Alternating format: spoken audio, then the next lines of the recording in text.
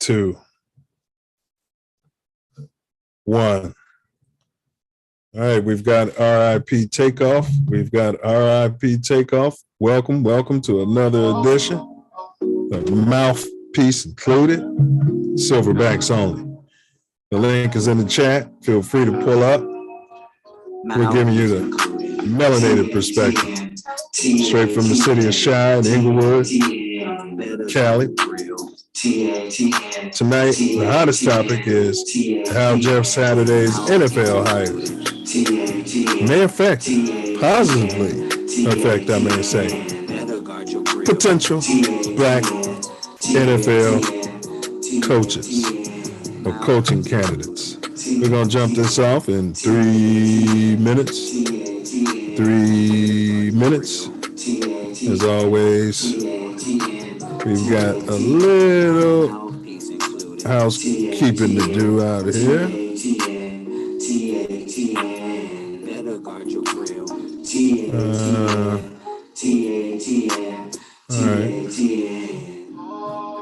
All right, production. Let's do the damn thing. Copyright disclaimer under Section 107 of the Copyright Act 1976. Mouthpiece included. Allowance is made for fair use for purposes such as criticism, comment, news reporting, scholarship, and research. Fair use is a use permitted by copyright statute that might otherwise be infringing. Nonprofit, educational, or personal use tips the balance in favor of fair use. Fair use, y'all. Like, share, subscribe, pull up. Click that link, and in the chat. Who are the guys that are the best in the world and make the rest of the team look like a gaggle of girls? Okay, I'm in my local Ralph's, and this happened. I don't go to church, and I know God understands. Man, where do they keep the honey around here? Excuse me, you know where the honey is? Who are the guys that are the best in the world and make the rest of the team look like a gaggle of Jeez, girls? Al. Who wants cheese head? And don't go to church.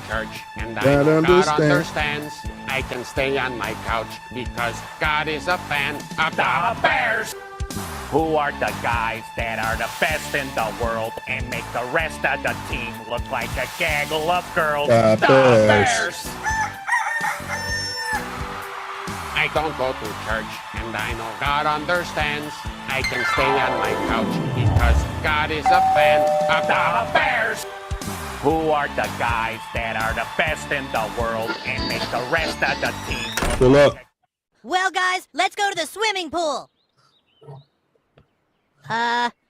Let's go take a shower.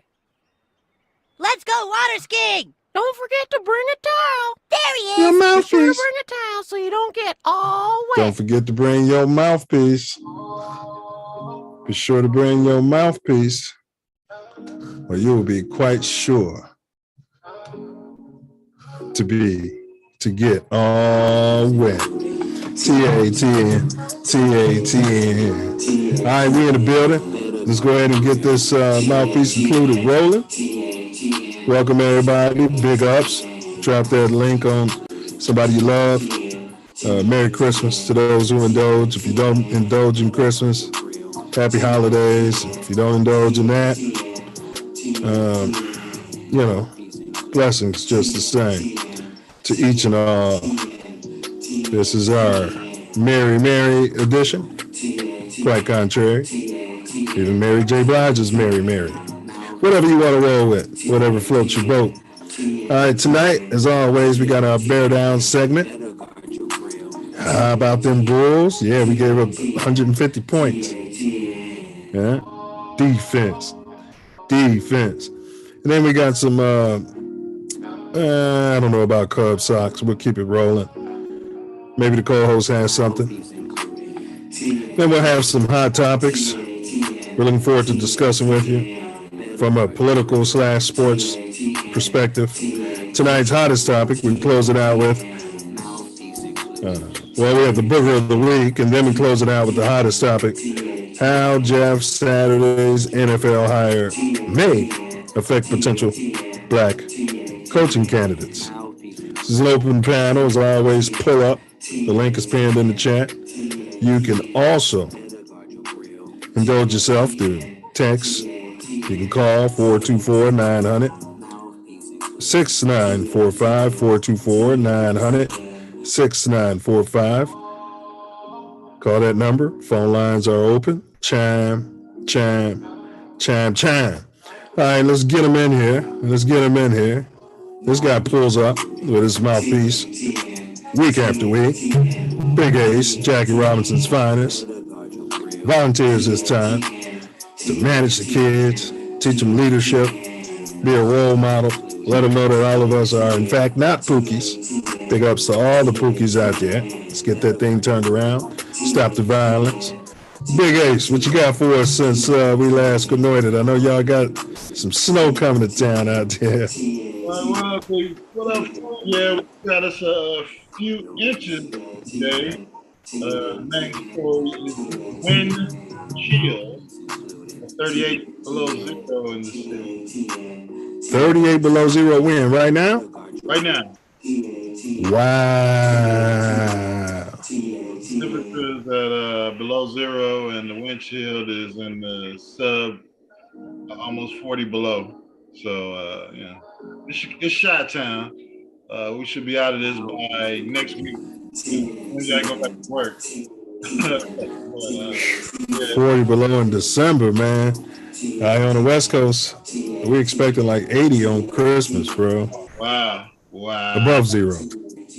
Wow. So yeah, we're about 120 degrees away from that.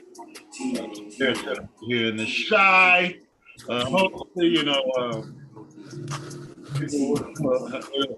curb some of the violence. Might not curb some of the theft, but that's why we're here, to talk to the people, make them feel good, enjoy this holiday season with your family, friends, loved ones, anyone you think that you love.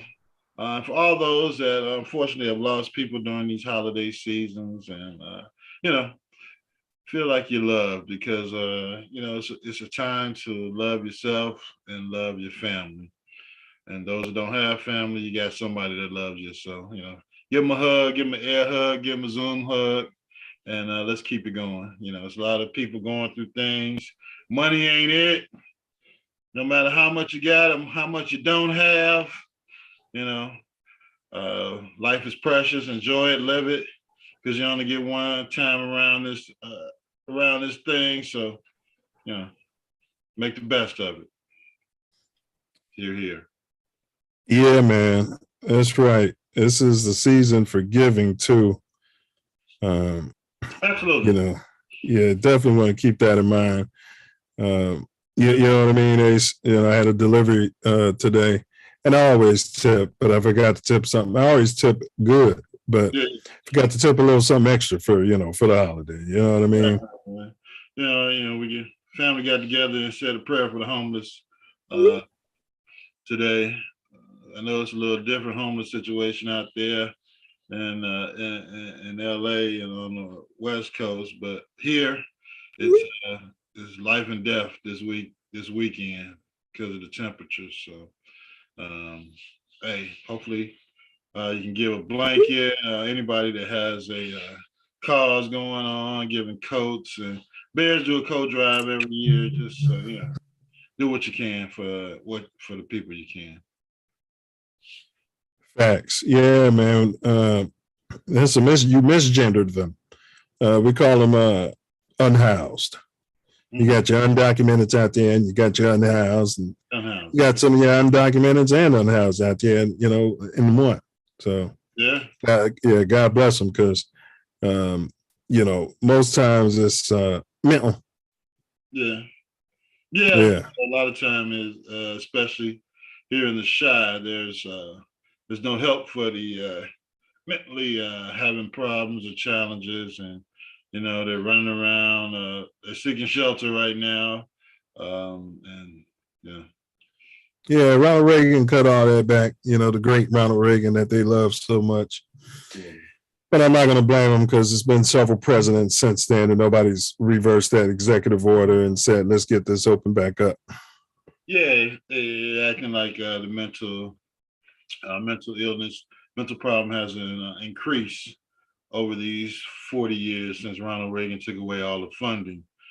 Oh, it's obvious. And now they got AR-15s. Yeah. And this is what you're seeing. You know, nobody's got a place to house these individuals and get them the help they need. You know, so they might live with a grandmother or a dad or somebody who really don't have a skill set to deal with that. You know, they're not getting their medications and they go out and buy an AR-15. Well, the relative goes and buy my AR-15 for Christmas or their birthday or yeah. Any holidays. I didn't know he was going to just go out there and kill everybody.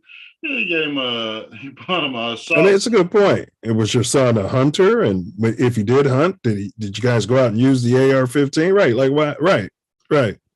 No, you know, he said he wanted it. Okay, so if he wanted some grenades, would you buy those too? Yeah. I mean, it's a red flag. Can you imagine, Dad?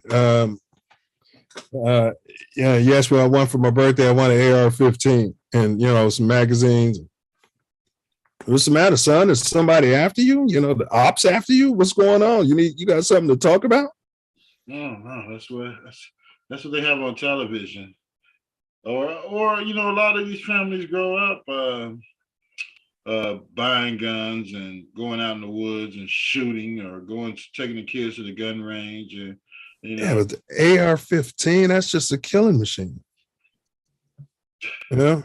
Yeah, we know that. The government knows that, but nobody wants to ban them. They just want to keep selling them.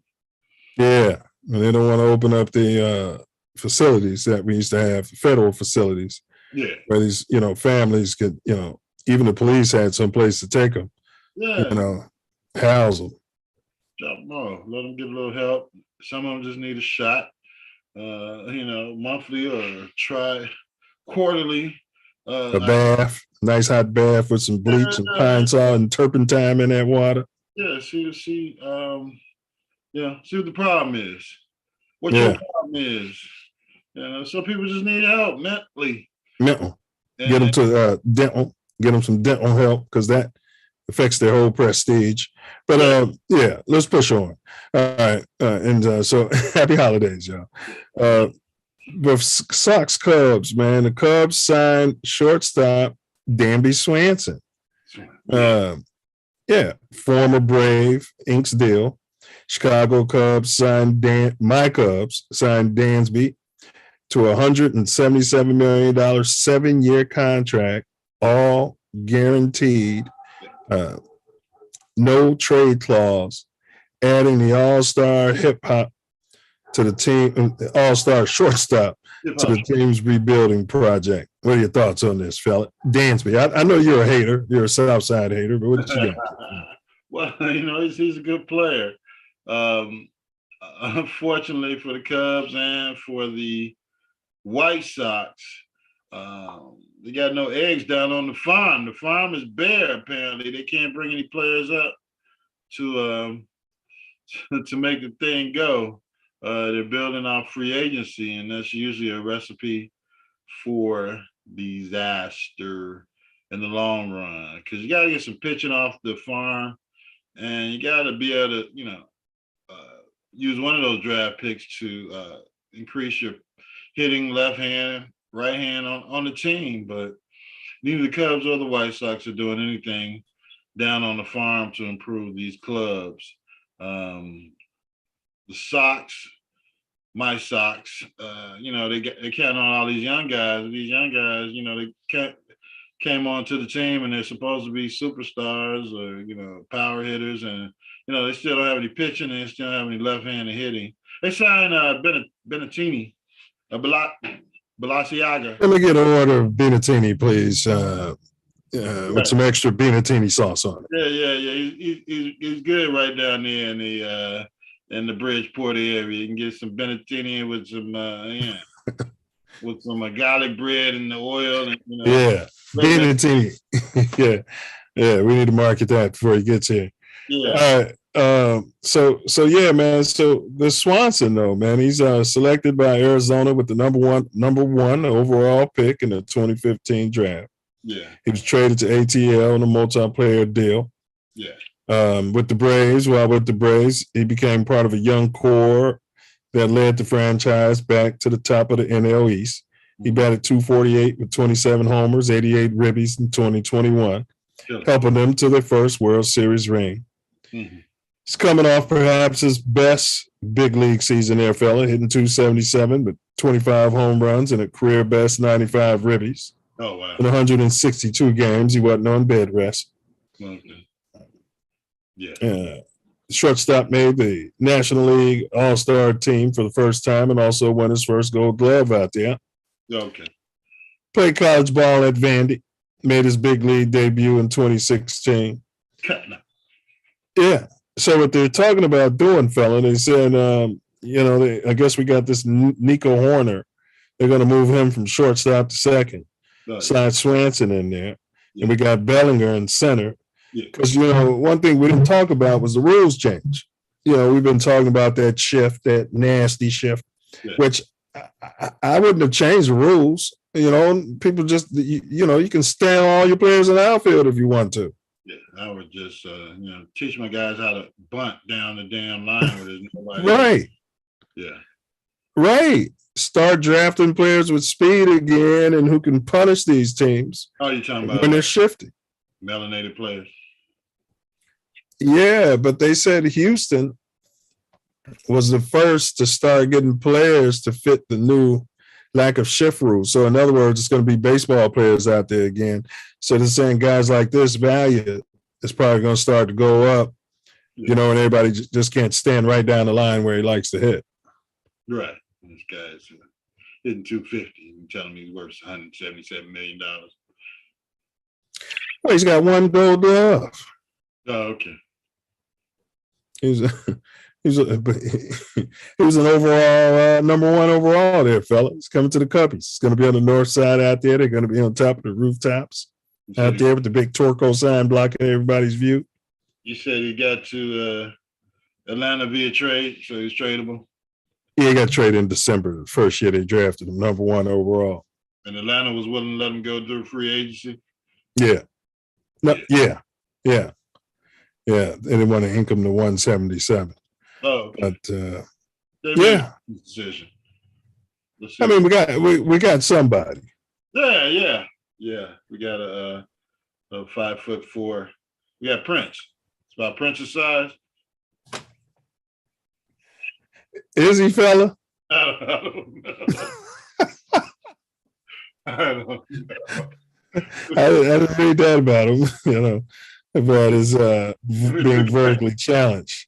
If he's 5'4" playing Gold Glove shortstop, he's doing something right. He must be juicing. He'll be hitting 25 homers though. Yeah, man. But yeah. I mean, go ahead, bro. I just think that you can find players that can get you 25 homers, hit 250, 260, and Gold Glove shortstop. That might be a tall ask, but yeah, you can't find Gold Glove shortstops. Sure, you can. They're right on the south side, so damn where you can go out to one of these high schools and draft a couple kids. Well, that's true. Yeah, but I'm happy for the Cubs. They do have a shortstop in the system, but he got hurt from the Jackie Robinson family, Ed Howard. So, maybe they're counting on him to come along in a few years, play a different position. But that's probably why Swanson's team demanded that no trade clause. Yeah. Well, hey, shit, $177 million. Once it gets to the end of this contract, he'll go ahead and waive that to go somewhere warm. 7 years, because with this prospect coming up, you can't trade him. I guess you could tell him, yeah, we're moving you to catcher. No, they're gonna trade him. You hit 245. We're moving you we're gonna move you over to second base. You know what I'm saying? I mean, if when your prospect's ready, you got to do something. Yeah, we're gonna have the Swansby meter. What they used to have back in the day, the Shine-O-meter? Yeah, Shine-O-meter. Yeah, I used to love that. Walton had one too, Gerometer, I think it was. Gerometer. Remember Jerome Walton had a 35-game hit streak or something like that going as a rookie. Oh, yeah. He didn't start doing booger shit. I don't know. I hadn't heard about that, but that's a story for another day. Yeah. I'm capping. All right, so you was mentioning your Sox. They make any free agent splashes? Yeah, I don't know what the Sox are doing. They got a new manager. Yeah. Espanol. Yeah. Ability with the garlic bread and the oil. Just spray the oil on the table and swirl the bread out there with the garlic flavor. To your point, we could have found somebody on the south side of Chicago. Mm-hmm. To manage the Sox. Well, I mean, apparently they can't. They did an exhaustive search to find this young man. If he's a good manager, that's fine. But we need some pitching and we need some left-handed hitting, which for every team is always a big thing. Normally, your first baseman is your stud left-hand hitter, and we've found no need to keep our left-handed hitting first baseman until we found a replacement. So they got a plan. They let Abreu go, and we'll see what happens in the spring and summer. Maybe they got some guys coming up. I don't know what the Sox are doing. Truthfully, I don't know if they really want to win. It's hard for them to fill the stadium as it is, but to take care of that television network that they got, where you got to go on their network to watch the damn games instead of popping them up on GN or 32. Everybody's got a plan to make money, but we'll see what happens when we start rolling the ball out there. We still need pitching. They still need left-hand hitting. So, I don't know how a new manager fixes that, but hola. Yeah, maybe he'll coach him up. So tonight's topic: how Jeff Saturday's NFL hire may affect potential Black coaches. Open panel, you guys pull up. Links in the chat. So, man, our Bulls gave up 150 points. First time this feat has been accomplished since 40 years. And I would imagine it was Doug Moe's Denver team that gave up 150, and they probably scored, 144. You know what I mean? Alex English. Yeah. Alex English came back in the spirit of somebody the other night. Yeah, the Bulls have no defensive pride. They're talking about the in-house fighting among the players, and they don't have any continuity, and they need to do something to fix the locker room. But they secretly gave the coach an extension, and you're high on the guy. I mean, I don't know what's going on. It's never high on the guy. I just said give the guy a chance, and I didn't say extend him. You know what I mean? They'll let him finish out his contract. It's like Jay Cutler. They snuck him an extension. I remember I was like, they extended this bum. So all we got. We could have been on to the damn to the tear down and remix about 10 years ago. They could have got Cutler ass out of town and found anybody to play quarterback. Yeah, so they extended this man because I was just thinking, it's the coach's job to keep the troops in order. Well, he is a college coach, and he's got a couple. I mean, most of the team is through free agency or trade. They don't have really homegrown players that he developed. And, your max contract player is. Yeah, I looked at bed rest. He's giving you 21.7 points every other game. Yeah. That's his average. Basketball IQ. And as you mentioned, in previous shows, his ability to play both ways is very questionable. As you can see, when your team gives up 150 damn 150 points. Where was that game played at? That was Minnesota. It was in Minnesota. I don't give a damn if it was in Saskatchewan. Say on Mars against Jordan. Yeah, you giving up almost 40 points a quarter to the Minnesota Timberwolves. Are you kidding me? Oh my gosh. Yeah, that's embarrassing. Yeah. Yeah. You know, hard-working, tough town like Chicago, and you got to sit there and watch a bunch of cupcakes running around talking about their knee is tweaked.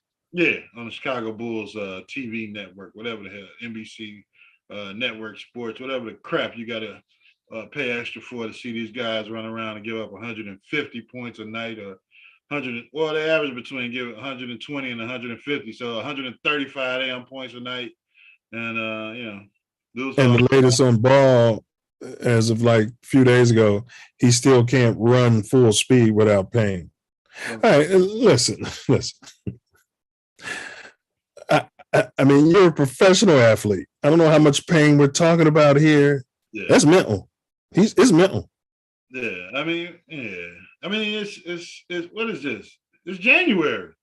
Yep. When the hell is this guy gonna be? He's not playing this year. They said, you've been saying that all year, but they assured me that he should be ready by January. You've been saying you don't expect nothing out of Ball. No. You know, his name is Lonzo, never balls, don't ball, but he can't run at full speed without pain, bro. I mean, I bet if you ask LeBron James if he can run full speed without pain, he'd probably tell you I ain't ran full speed without pain in 15 years. Yeah. But you got this guy, what's the third year of this $84 million contract. Can't run full speed without pain. So that means he definitely can't jump, and he has no lateral movement. No lateral movement. He don't trust the knee. Yeah. You can't trade him. Can't cut him. But you might as well shut him down. They like to talk about that. Shutting everybody down. Should they shut down Aaron Rodgers for the rest of the season? Hell no, everyone was getting max money. Should they shut him down? That's all they be talking about on the national narratives. They should shut him down. I wish I come to work and they was like, should we shut him down for the rest of the 2 weeks with pay? Yeah, shut me down. Got his ingrown fingernail. You know, I don't know what I can do, but you know. I'm willing to go out there, but if you think it's in the best interest of the team, go ahead and shut me. We are talking about the guarantee with pay, though, right? Right, yeah. In fact, I'd be knocking on the door.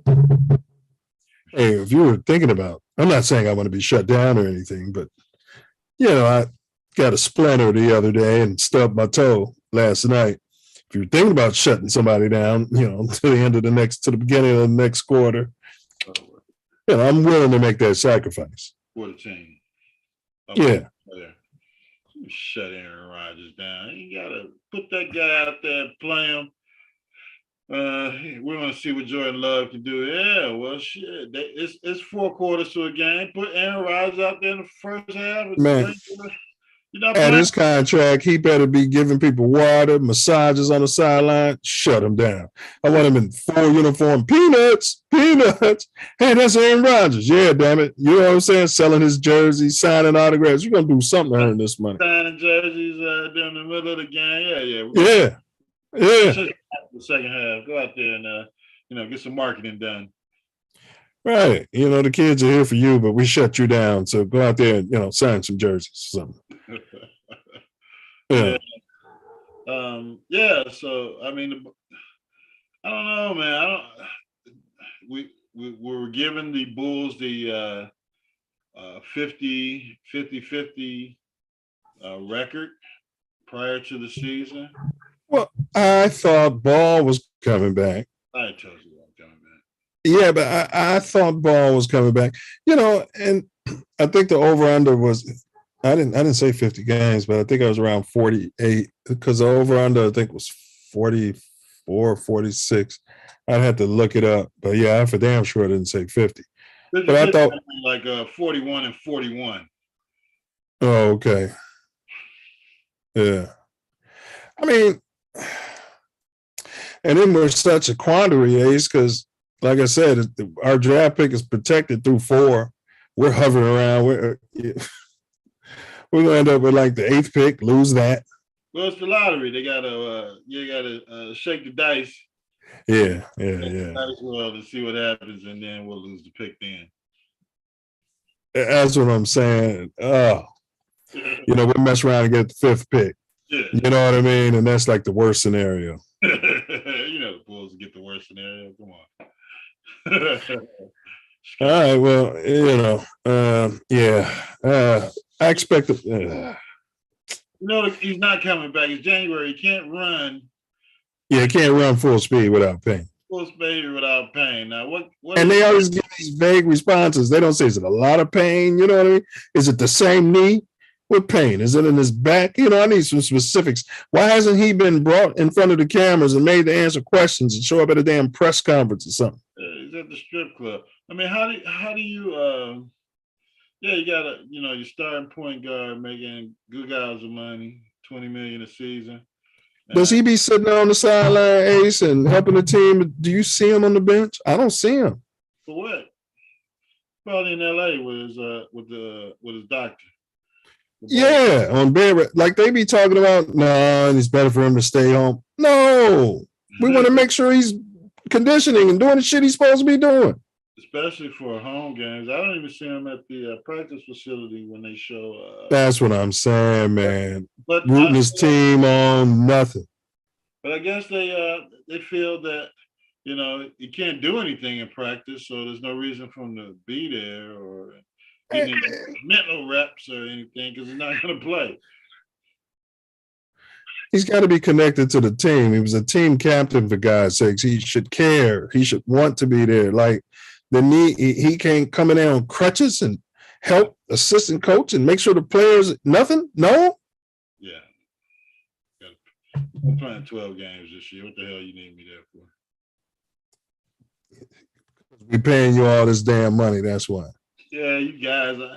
It's my contract. It's my contract.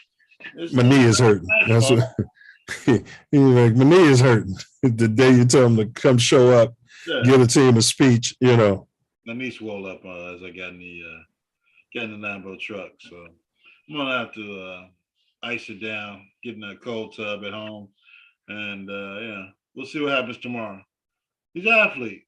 Their bodies are tender, gentle. I might do some research on whatever injury he's struggling with. Probably went to the same knee doctor as Todd Gurley and Derrick Rose, the butcher. Yeah. Well, I mean, maybe he'll be the topic next year. Next week is a ball pulling a 3-card Monty on the Chicago Bulls. All right, well, Hal Jeff Saturday's NFL. Yeah, I think we should do that. But I'm gonna have to investigate, see if I can learn about the surgery. But yeah, even his brother is out right now, but he's a beast. Yeah. But all right, how Jeff Saturday's NFL hire may affect potential black coaches. That's the hottest topic tonight. The link's pinned in the top of the chat. All right, so let's jump to the Bears, man. Justin Fields breaks Bears QB record. I mean, I told you right here on the Mouthpiece included that he was going to break the record for yards, get over that 1,000-yard hump. Next, we got in the sights is the NFL record, which he's got three games to obtain, and he's got an Ice Bowl out here tomorrow. Not tomorrow, Saturday, which he should get about 50 to 100 yards. I mean, he's going to set the NFL record. And then next year, we're going to shut all that damn running down. We need some damn wide receivers that can catch the ball. And he's thrown for over, I think, close to 2,200 yards. He's 8th overall in the league in rushing. Right. He hasn't missed a game this year. That's showing toughness, which I've been saying. He's processing. And your best ability is your availability. He's playing through pain like Brent Favre, like an Aaron Rodgers, things of this nature.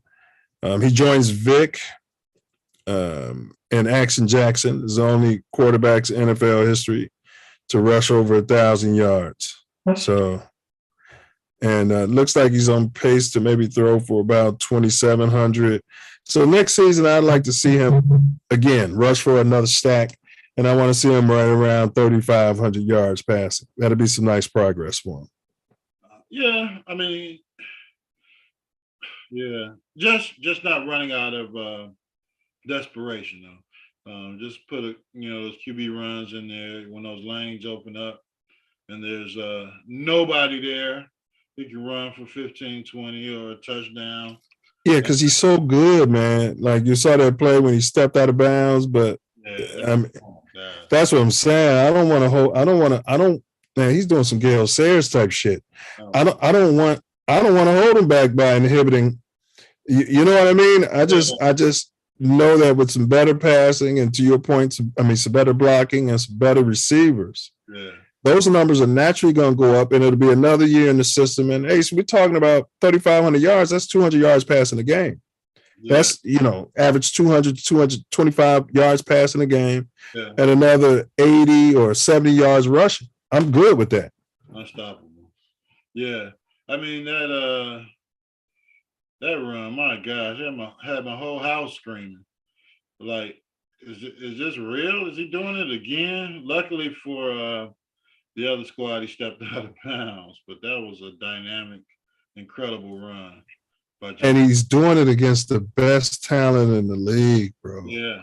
Did you see what Darius Slay said about him? Yeah, he's like, man, this dude's special. I don't know, we trying, but he's incredible.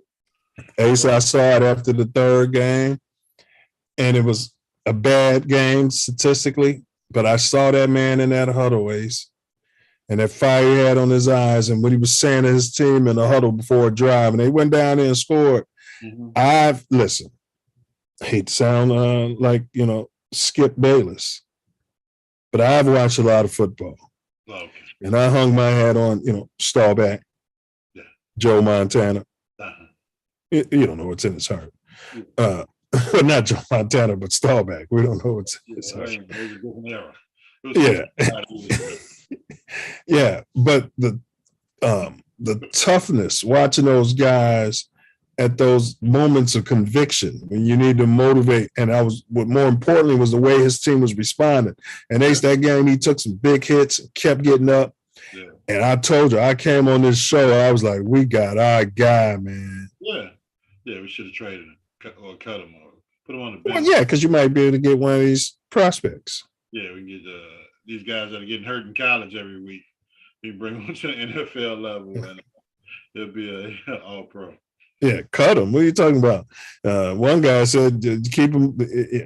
He didn't know what he was going to do with him. He acted like he had no value. I'm like, so you're just going to put this bum in that's his backup, that's proven in the league that he can't throw that corner pass that you're marveling about. Right. That corner end zone pass. If he was that damn good in the red zone, he wouldn't be here. Right. Starting somewhere. There's plenty of starting jobs with bums out there throwing the ball, but discount our secondary, which has been one of the brightest spots of the team. Yeah. I mean, it's obvious that we don't have any pass rush. We just lost Sanborn this past week to injury. That was a big injury. I mean, it's just an ankle, so I'm glad it's not a knee. Yeah, we've seen enough of him. Shut him down. Yeah. And we just go out there and get, Simeon, a high school starting linebacker, and put him on the weak side for the Bears, to the end of the season, get a couple games in, or, somebody for the Illini. And, we'll go from there.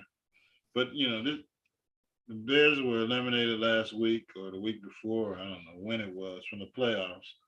So, hey, it's, all those guys you've been looking at all year, you got them on the practice squad or on the, on the phone list or on the COVID list or whoever you want to hell bring in on defense because of all the injuries. It's time to do it. And let's try and get to the end of the year without any major significant injuries to just in time.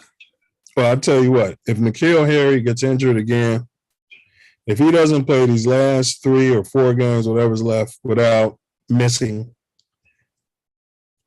I don't want nothing to do with him no more. Well, I mean, that's the mentality of the New England Patriots.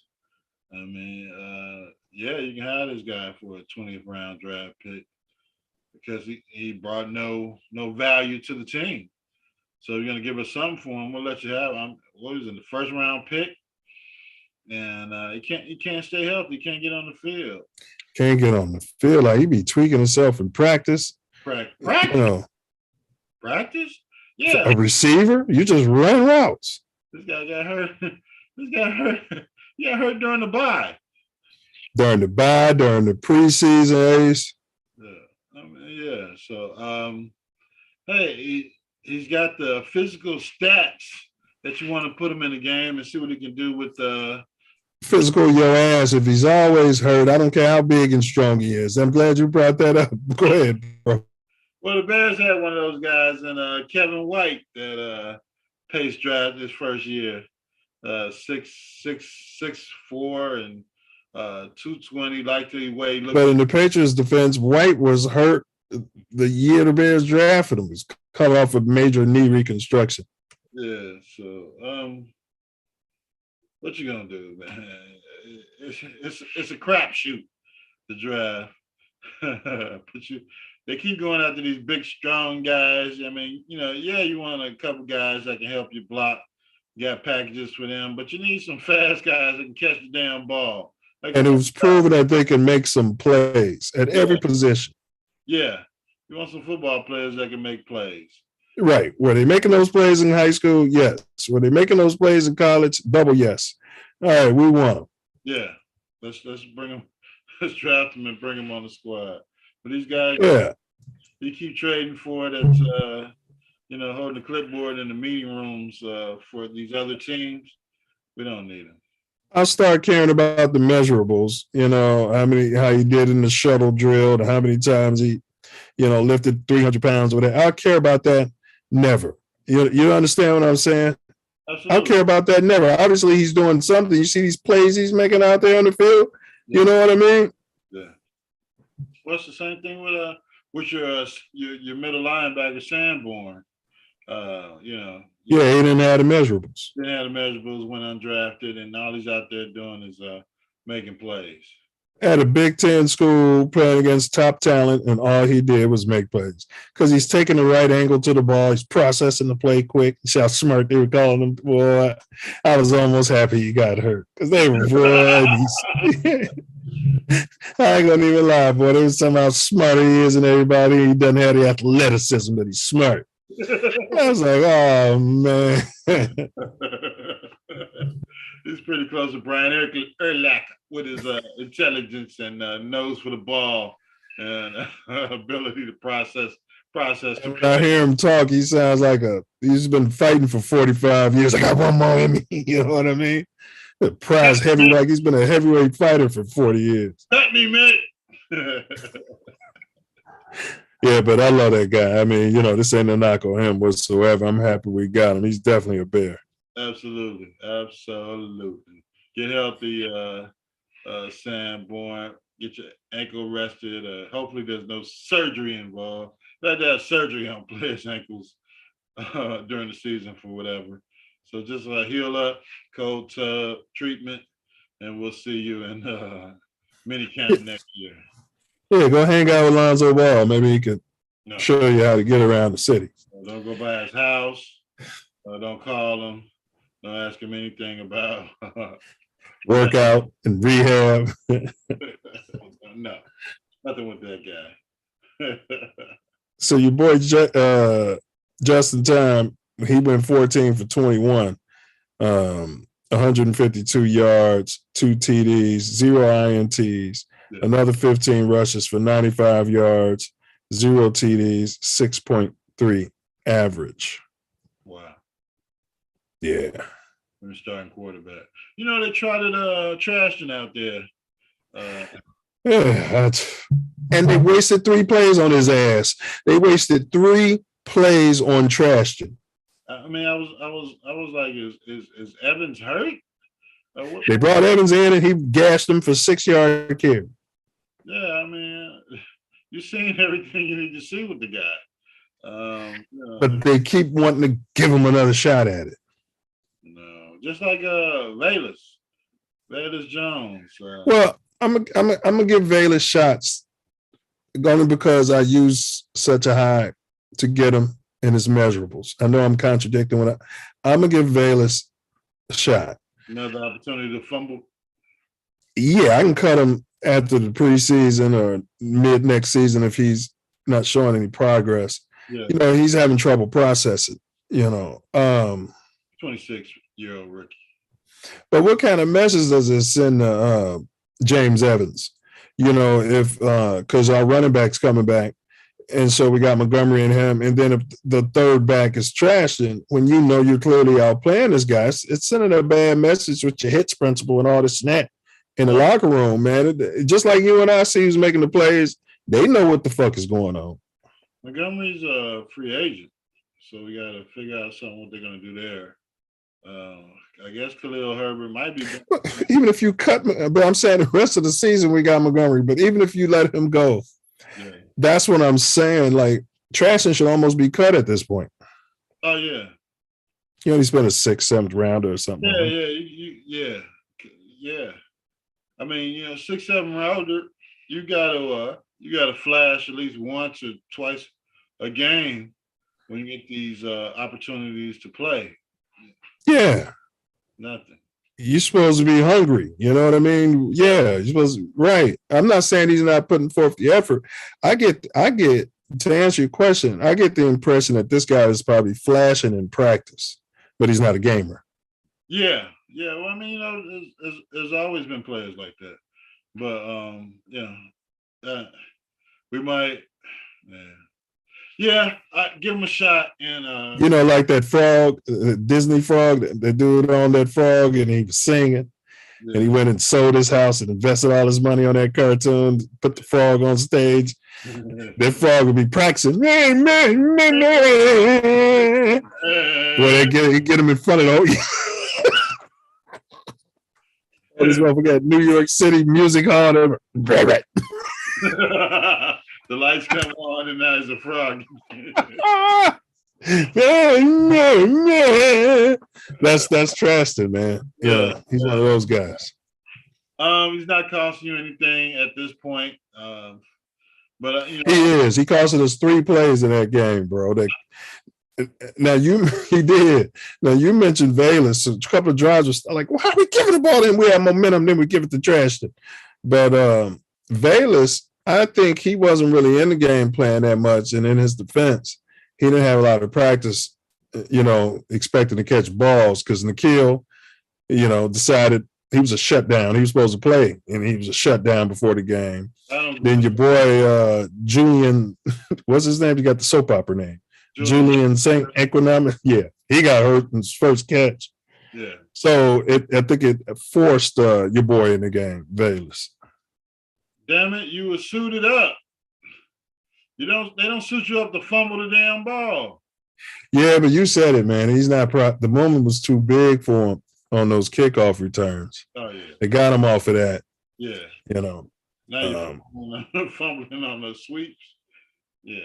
You ain't lying. If you can't convert him to a cornerback, like I said, he's on a short list. We're looking at him, and I'd send him down and tell him, listen, week 3 next season.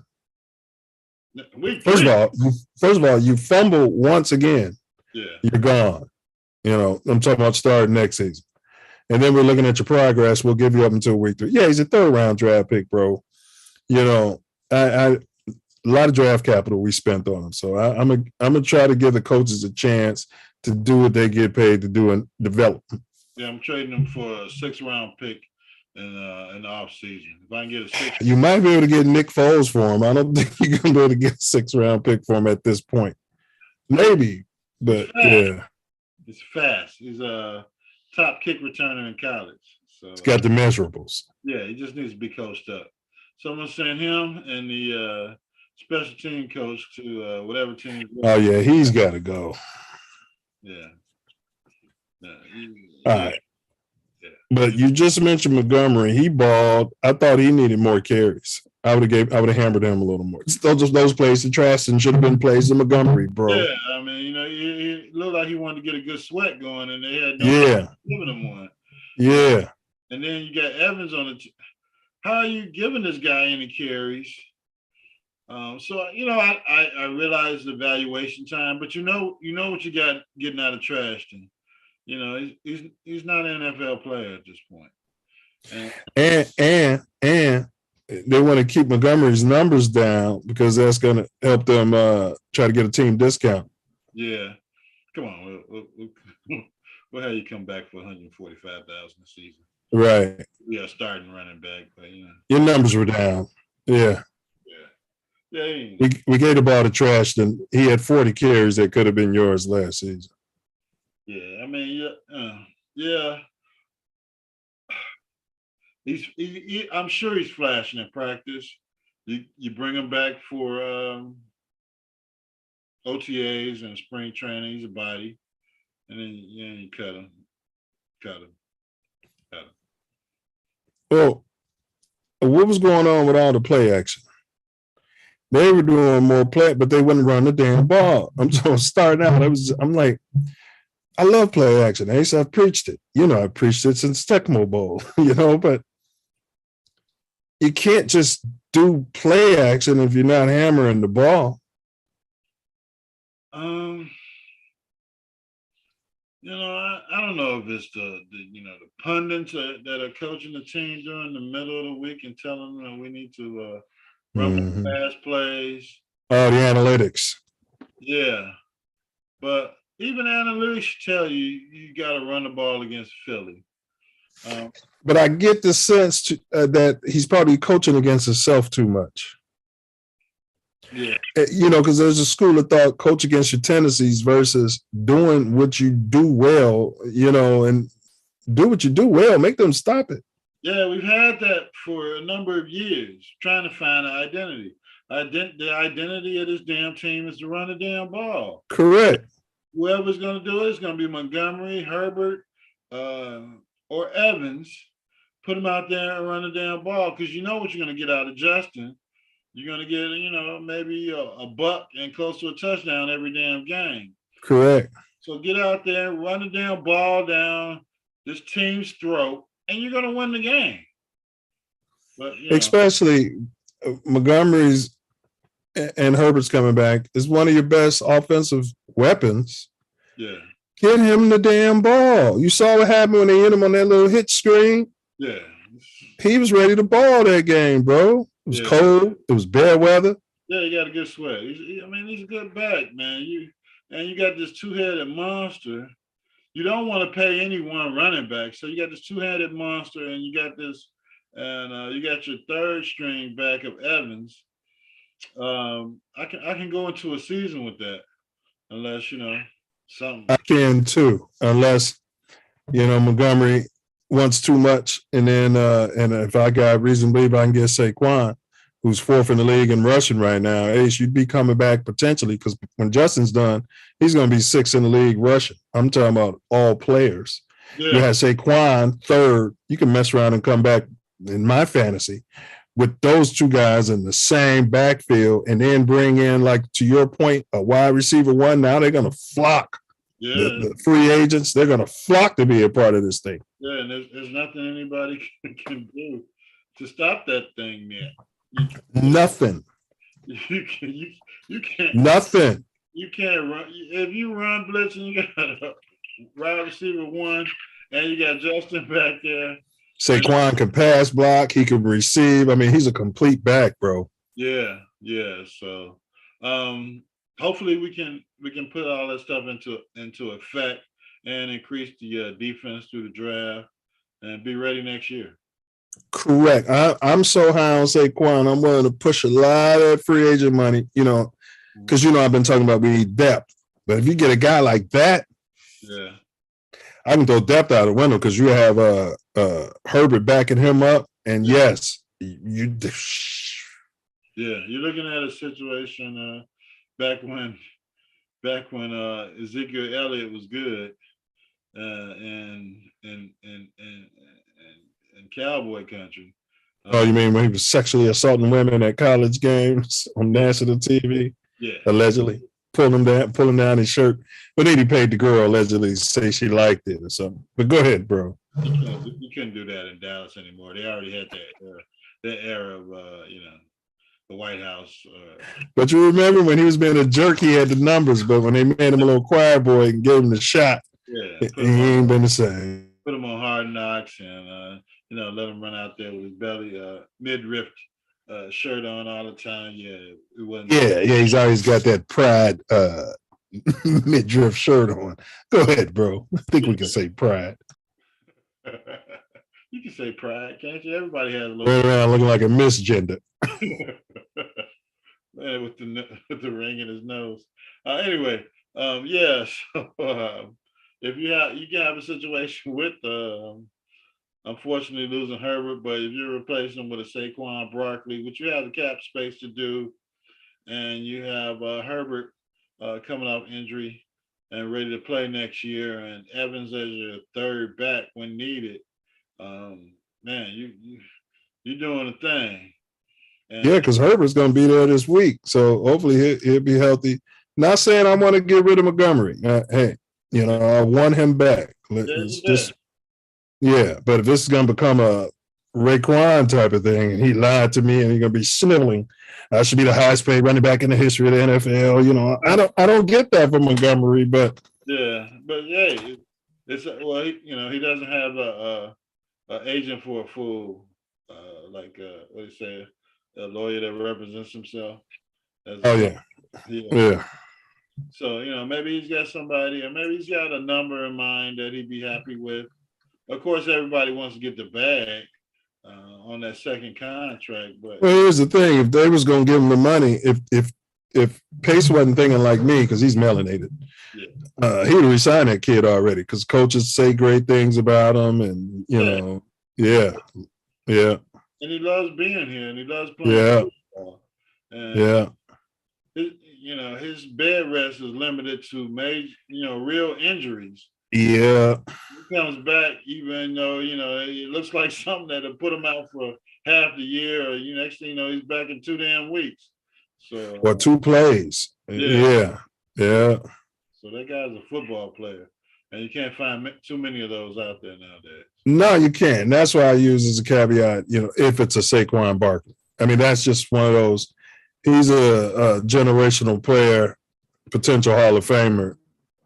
You know what I mean? And I just couldn't pass on that person. I would just love to see, bro, you'd be looking at like the Rams. You'd be looking at the greatest show on turf. Yeah. Once they got all that clicking, man. Marshall Falk and the yeah, man.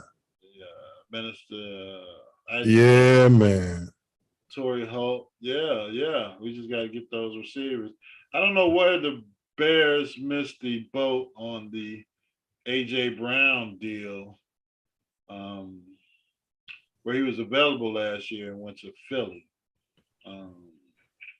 He was incredible in Tennessee. There's no way. I don't understand how Tennessee let him go to get to Philly. Who in the hell? I would have fired whoever made that deal to trade him from Tennessee to Philly. I think it was a negotiation thing about money, but there's no way I would have let that guy go out of Tennessee and be a one pony show with your running back and your okay quarterback, and the quarterback needed him as well. So I don't know if it's just ego in some of these negotiations, or these guys just misevaluate these players, but it's probably personal. A lot of times it's, like at any job, somebody told somebody, pulled the Milz bill out, said, F you and your family, and, I want to let AJ Brown go. No, I hear you, but you know how that ego is. Yeah. It had to be. That's the only way I can explain it, because I hear you. Yeah. Where are the halfback draws, man? Where are the delayed runs? That would be so perfect. Like we keep dropping back in these 5-step drops. He's getting sacked. They're teeing off in those situations. Where are the delayed handoffs, bro? Where are they? Where are they, Ace? It was a mainstay of the last 5 regimes we had. I don't know. We haven't run one all season, from what I remember. Not one. I think it's just the. We did one run. We did run one. Remember, it was 3rd and long about 4 weeks ago, and they ran and got about 20-something yards. Gave it to Montgomery. That motherfucker bust out of there with it.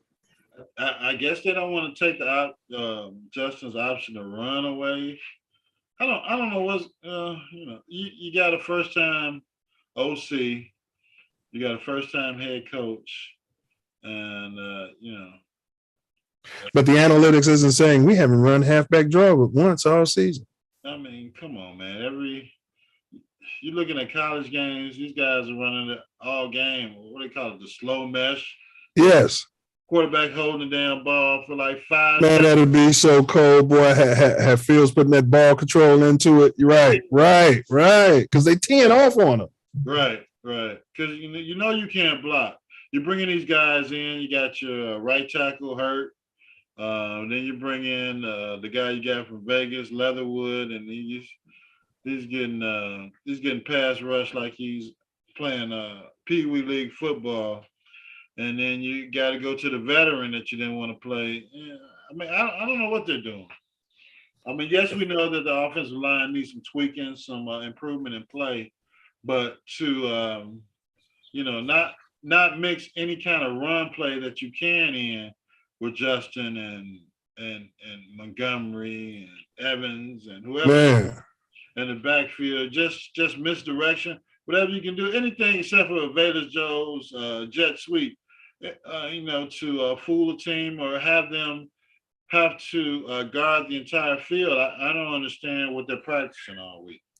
Correct. So I would eliminate the design, not quarterback draws, not the quarterback runs, not the quarterback powers, but the design quarterback draws. I would replace all of those with running back draws. That'll give Justin a chance to, rest him. You know what I mean? Right. So he doesn't need an IV at halftime. Let these guys earn their keep. Yeah. Call their number, man. Yeah, and you got to want to have those plays on tape. You always talking about, we get to the press conference after the loss, and we got to get it on tape. Yeah. We got to see what's happening on tape, whether we're going to run that again next week. Yeah, you don't have to do that. Run the damn plays. And, you already know what Justin can do, which is everything with the football. So now you got to get your other aspects of your offense on tape. You got to figure out what the players you got or the players you think you're going to get can do with Justin and this. Man, since we got a limited number of plays, let's get more plays designed for Montgomery. Not just run passes for Montgomery. That guy, I've never seen him drop a pass. He'd be trying to catch stuff way over his head. Like the paper. Yeah. I don't know what the Komet game plan goes for the Bears. He'll have a good week and then he disappears out of the offense the following week. I know they're not double teaming him. So what's going on? Yeah, Justin missed him on one. And Justin, he took the blame for it, but he was like, he felt like he should have put more touch on it. I think he's realizing these guys are special needs. Yeah, like, you know what I'm saying? Like, man, they got to make these plays, man. Damn. Yeah. I mean, but he's also in a situation where everybody's on, I don't know what the hell happened to Claypool out of the bye, out of Harry out of the bye. That's what I'm saying. You're already down Mooney. Yeah, Mooney's out for the season. So what's going on in practice You practice an hour and a half. Why are these guys not available to play out of the bye?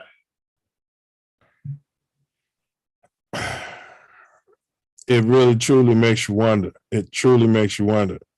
Yeah, Tevin Jenkins, bro. That was scary. Yeah.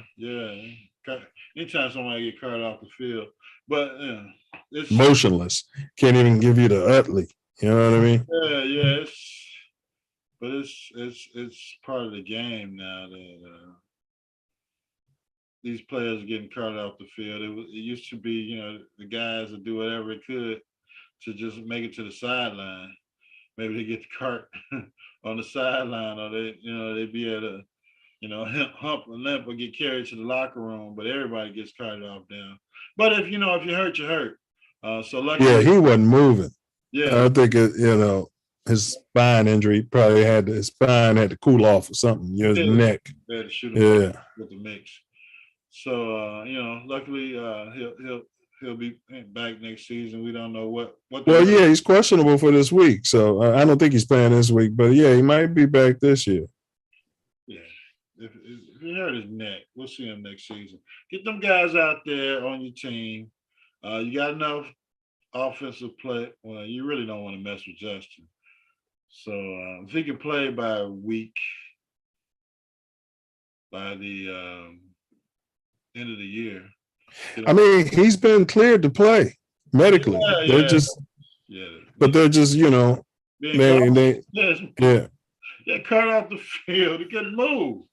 So exactly. I wouldn't bring him back the next damn week. Yeah, he's been no, especially if you ain't playing for nothing. Right. Exactly. He ain't playing against the Buffalo Bills in sub-zero temperatures. Yeah, but he'd have been nice because he beats players up. Yeah. So last week, I predicted the Bears win. I was sensing an upset. We should have had that. Our kicker was point shaving again, but I'm 5-9 and Ace is 5-9. Ace predicted that the Eagles would win. We both predicted the Bears would cover the 9 points, which was done. Absolutely. Yeah. Crow alert. Tevin Jenkins, we're just talking about. I considered eating crow in regards to Kevin Jenkins because I was saying cut him or trade him earlier this year. He was beefing with Poles. I always look at it from the point of view of the GM, as if I'm Poles and I'm dealing with this. But I'm not going to eat crow because the reason I was saying cut him is because of his history of injuries and unavailability, which, although this is more serious, is still indicative of Tevin Jenkins. Yeah, I mean, the kid plays tough when he's out there. Maybe physically, his body has to be strengthened to be an NFL player, which he's light skinned. Maybe some kind of. I mean, could he be using the deer antler spray? Well, they need to get him some, or or something. But I like him. I like his attitude, and I like the way he runs out there and plays. So cutting him or trading him, I wouldn't really consider that. No, you didn't consider it earlier this year. You wanted to give him a chance. Yeah, but I'm not going to eat crow because again, the reason I was saying that was due to his lack of availability, and he's proven that because this isn't the first game he missed all season. No. I understand where you're coming from, but he's still a second-year player. He's still on his first contract, and you got a lack of talent on the offensive line or the offensive line coach. We've gotten rid of so many offensive line coaches, so it's got to be. And that Mark got like 12, 13 pancake blocks, if not more. He's only played in like 8-9 games, so he's a beast. He's a baller. So you got to get him out there, and just give him another offseason to get ready.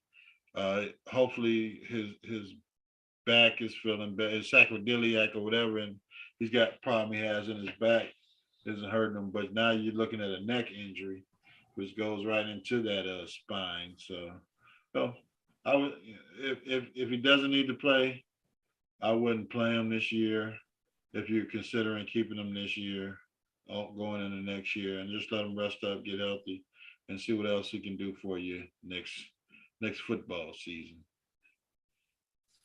Yeah, bear down. All right, so Gonna be changed. game Saturday in Chicago, bear weather. You pointed out, frigid temperature. Hawks going to be available, blowing off of the lakefront. Yeah. Again, we're a 9-point underdog again, home dog, 9 points. Against the Bills? Yeah. Yeah.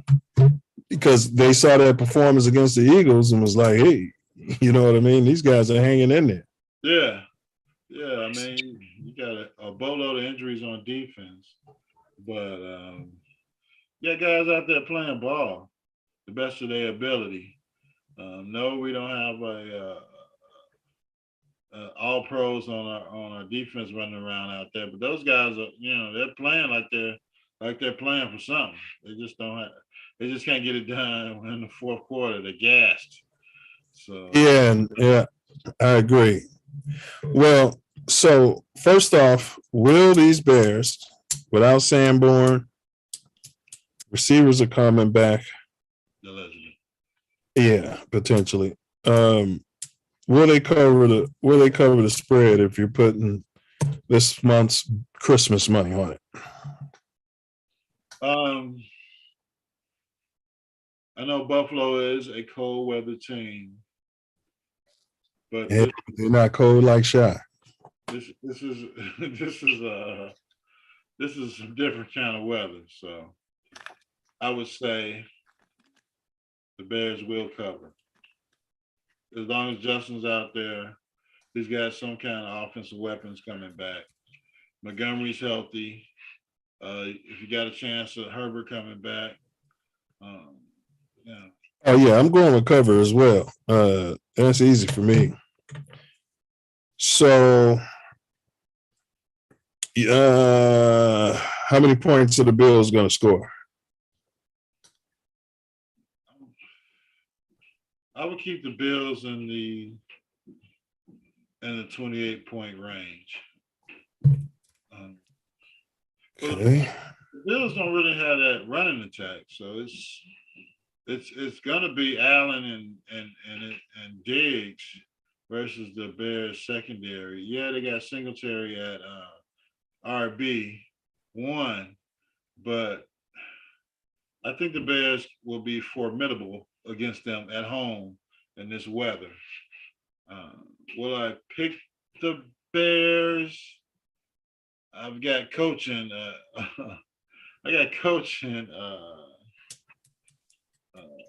Abilities that I don't consider the Bears to have right now to beat a team like the Bills at home. So I'll go with the score I had last week, 28-20. Buffalo. All right. I got the Bills 28 as well. And I got the Bears coming in at 24. Okay. Yeah, 28-24. So, I always factor in now you're going to miss an extra point. And here's the thing, too, Ace. So when we didn't know what the hell we were doing on offense and our kicker was just flowing with confidence. Yeah. We were running them out there in the first 2 games of the season, going for 2-point conversions, etc., not getting it. Yeah. Now that Justin's found himself, everybody's comfortable in offense, the kicker's point shaving. Yeah. We can't get them to line up for a 2-point conversion. The analytics says red, not green, so they want to.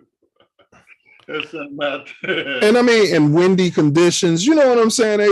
They should know better, man. Unless you got a Kevin Butthead or Gold, some of these guys who know how to kick in that wind,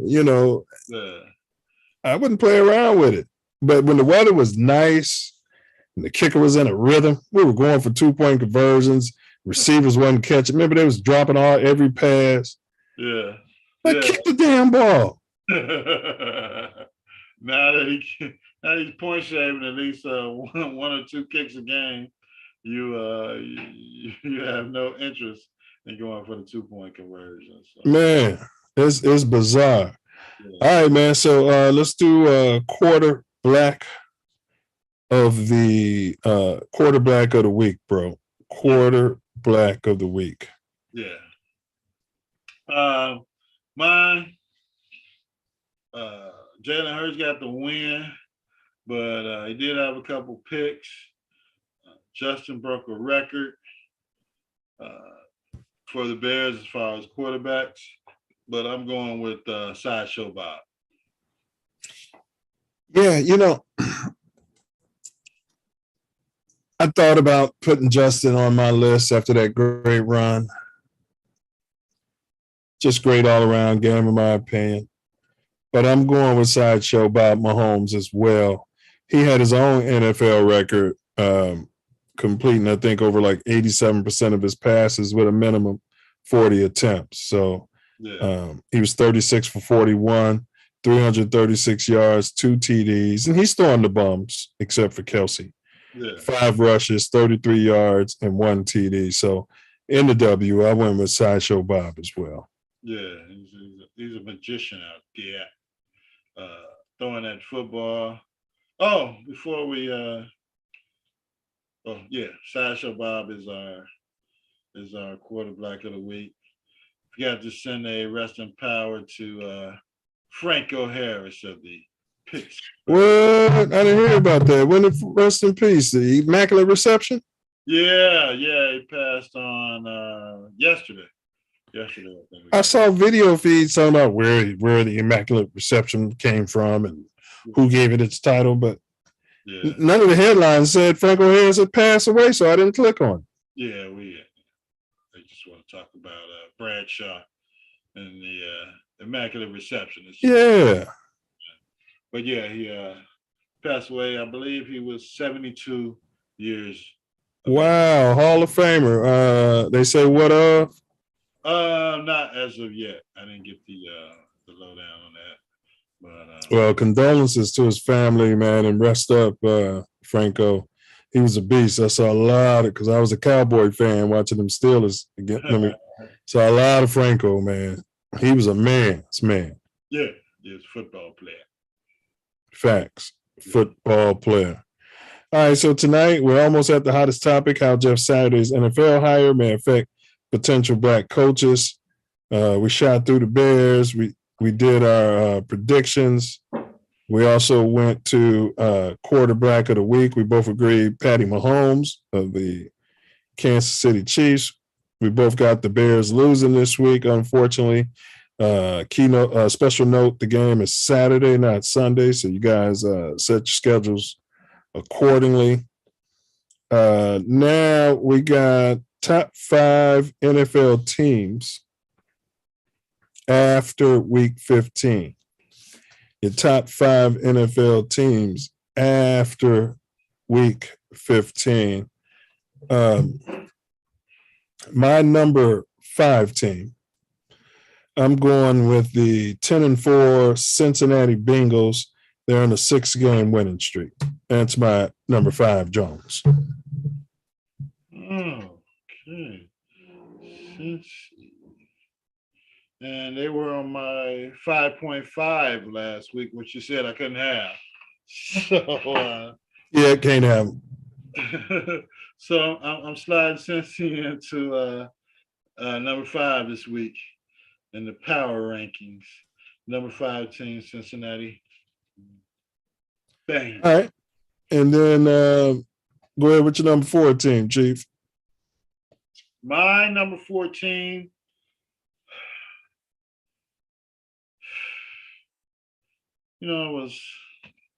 I hate picking teams from the North Division.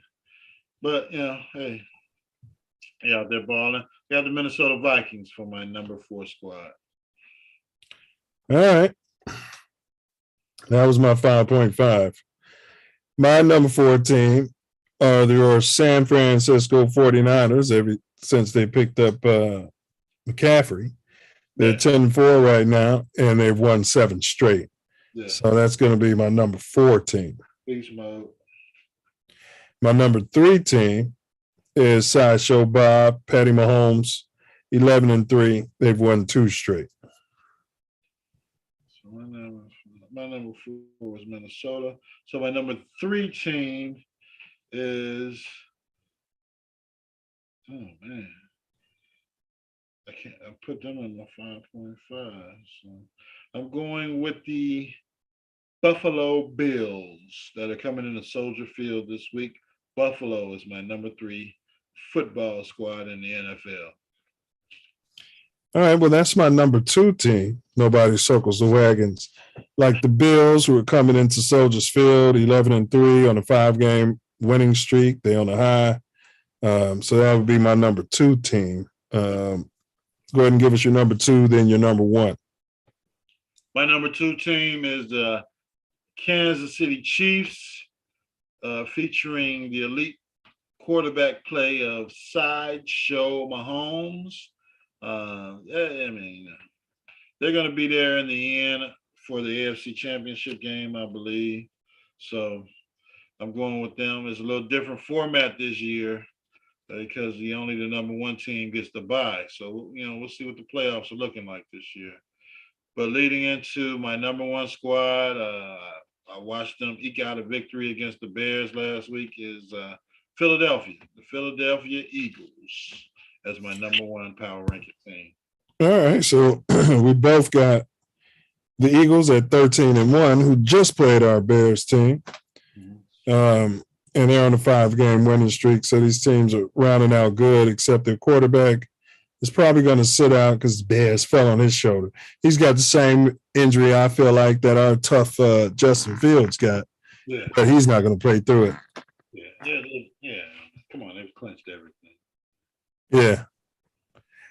Hey, where's that Dallas game at? Is it in Philly or?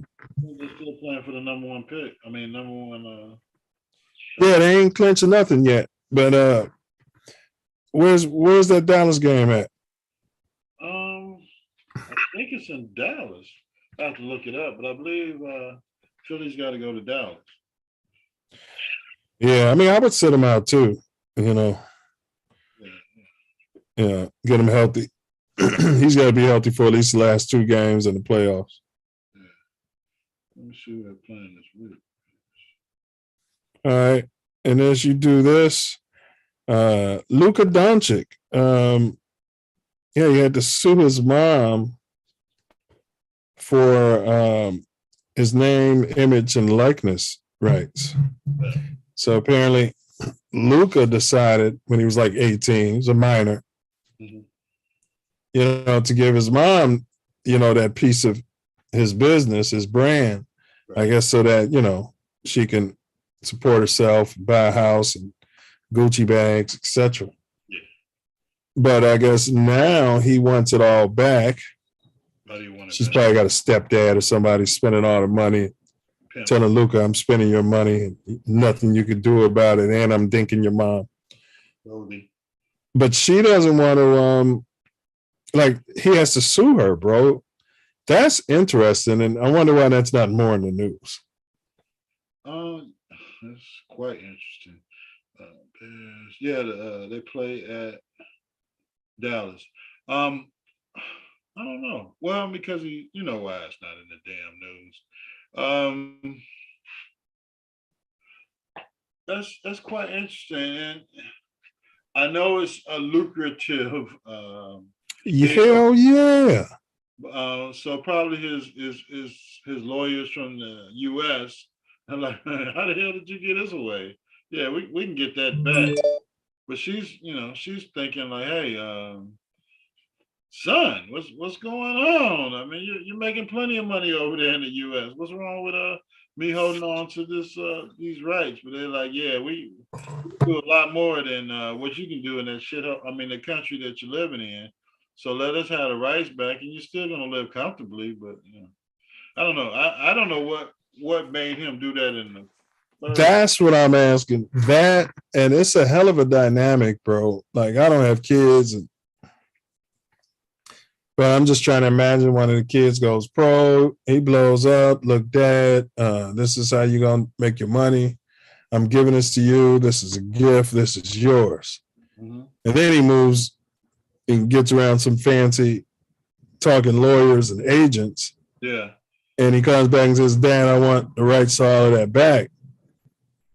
That's interesting. I think I would give him the rights back before I would let the family be destroyed and have them have to sue me for it. I mean, I would be like, son, if it's kind of that, here, man, you can have these rights. Just don't talk to me no more. Something, I don't know. I don't have kids. So,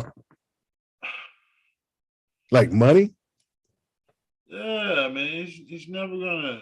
It's like he's never gonna need money ever again. It's not like he's ever gonna run out of money. So, it's got to be some kind of power or control thing.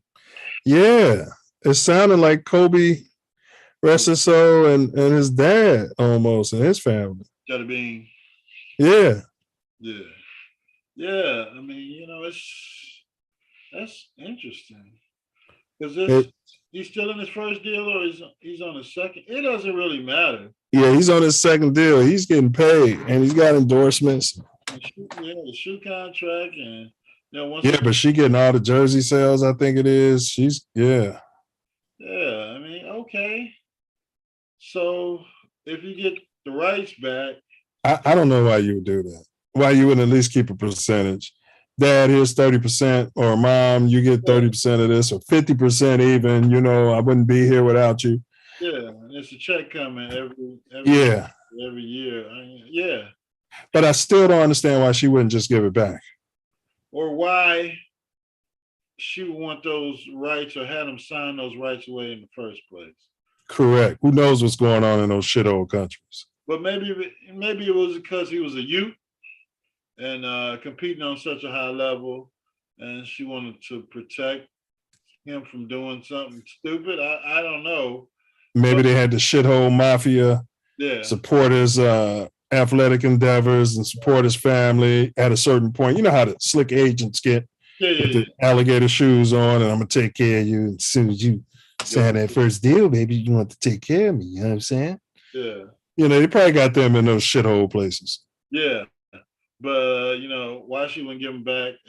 Go, like you said, negotiate a percentage or, even with the first few years of this deal, she can't want or need for anything. So, right. I don't understand it myself. Right. Yeah. And, it's weird to even be having those conversations about your son's money. Right. Like, right. So at the end of the day, she should just be like, here, take it back. Yeah. Your agent says you can do more with it in the United States or globally. Whatever the reason, you know what I mean? Take it back. Just here, X out my percentage. Let's say my percentage is 45, 50%. And, your increased revenue will just be the same thing as just me having it 100% of the rights anyway, probably. I mean, just take it. You know what I mean? Like, that has to be a tough conversation. It depends on the relationship, and it had to be a strong relationship for him to offer that in the first place. But to put yourself in a position to sue to get that back is something's wrong. Something ain't adding up with his money. Yeah, something's definitely wrong. So I don't get it. Maybe he's got a gambling habit or something. Like the book, he only does the booger sugar when he goes back to the shithole. Something going on. Putting the booger sugar in those Turkish cigarettes. All right, so we got booger of the week. I'm not going to do it. Stephen A. went on another rant, and he was talking about. So we got to do a booger of the year next week, probably. Yeah, and he was talking about the Mets, all this money the team owner is spending. Oh man, you should have heard him, Ace. We'll play it next week. I'm sure he's a Yankees fan because he's a. Well, yeah, he claims New York. He's all New York, but he said he's definitely a Yankees fan. But as long as the Mets ain't playing the Yankees, he'll root for the Mets. But it was just his team owner worship he was at his apex, and he spent it. He actually literally said, "I love this man." We love Jerry Jones too. Correct. You're really starting to wonder, man. But he went on. I'm gonna play it next week, so I'll leave it. But it was embarrassing. It was uncomfortable. He went on a rant, and then he ended it with, if you want nice things, you got to pay for it, and all of that. He's. Oh my gosh, what's wrong with this guy? Well, he's a booger. Yeah. He said he's in love with that man like 3 times. I'm in love with him. I mean, you don't have to say that. You got the don't already, dude. You don't have to say that. And he be repping and claiming New York, but every other word out of his mouth is everybody should want to live in LA. If I was a player, I'd want to come to LA and live in LA, and everybody wants to live in LA. And I be telling people in LA, like, everybody don't want to live here. It's an interesting town. So yeah, there's a lot of places to live. But now this time of year when it's 40 below zero, I'm sure everybody's like, man, yeah. But overall, come on. You gotta be making $10-20 million a year to really, really, really enjoy LA. So maybe that's what he's talking about. I don't know. But he's Mr. New York. All right, man. So today's topic, how Jeff Saturday's NFL hire may affect potential Black coaches. So I know just his NFL career, he's had 2 major fourth quarter flops, historical in the Minnesota game. But what was your thoughts initially when they pulled this guy off ESPN arguing with Stephen A. To being a head coach? Well, I mean, it was, I guess they were having some internal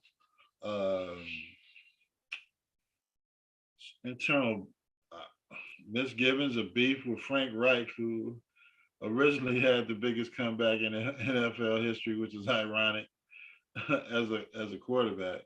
But